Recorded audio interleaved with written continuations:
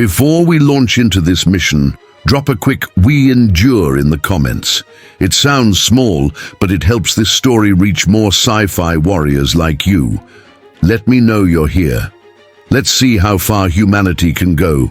Together. We never asked for war, not with them, not with anyone. But when the sky burned, when Earth's moon shattered into flame, when cities went dark without a scream, we learned fast.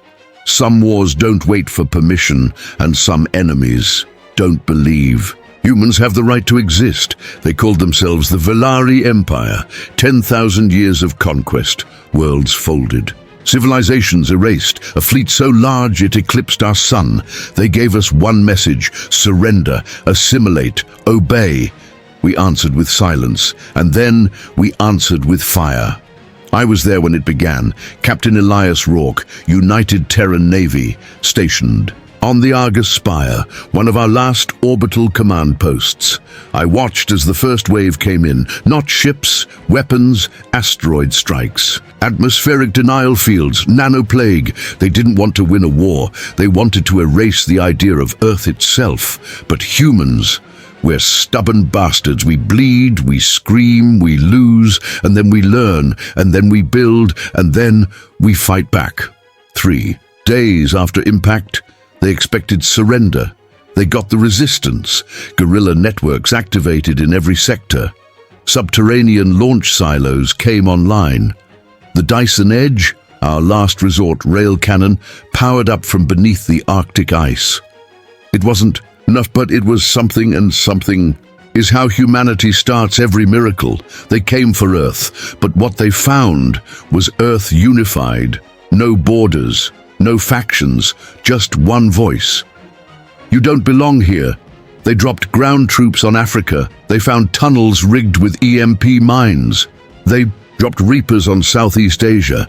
They found teenagers with fusion blades. They bombed our oceans. We turned their shockwaves into power. They wanted slaves. What they got was a species with nothing left to lose. And then came the turning point, the Battle of Relay Station K9, a forgotten comm satellite, out beyond Neptune. We found something buried inside it, an old AI, something ancient, something angry, something that remembered what it meant to be human. We didn't ask what it wanted, we didn't need to, because it wanted them gone, and it had a plan. We called it Project Requiem, a digital virus, but not to infect them, to infect their belief, to show their soldiers what we saw when our cities died, to make them feel the sound of mothers screaming over ash, to make them question, doubt, break. We launched it during their third assault. As their fleet descended, every Valari pilot saw Earth as it was, not weak, not broken, but united, on fire, alive, and behind that fire, a single human girl, barefoot, carrying a rusted flag, standing on a ruined bridge, smiling. They called it a hallucination. We called it hope, and it worked. Their fleet faltered, hesitated, and when that hesitation cracked open, we hit them with everything. The Dyson Edge fired once, just once. It tore through a dreadnought and lit Saturn's rings with flame. Our fighters swarmed in behind. No more stealth, no more retreat, just rage, refined into precision. By the end of that day, half their fleet was drifting, the rest retreating. We stood in silence as the final ship vanished into the black. For the first time in 1,000 years, the Valari Empire lost. And humanity?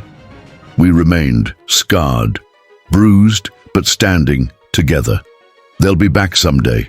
Maybe not the Valari, maybe something worse. But next time, they won't find a fractured species. They'll find a legacy forged in fire. They'll find Earth and Earth. We'll be ready, because humanity doesn't kneel. We endure, we adapt. And when the sky burns again, we fight back. If this story hit you, smash that like, comment, Humanity FK yeah, and make sure you're subscribed. Because what's coming next, you won't want to face it alone.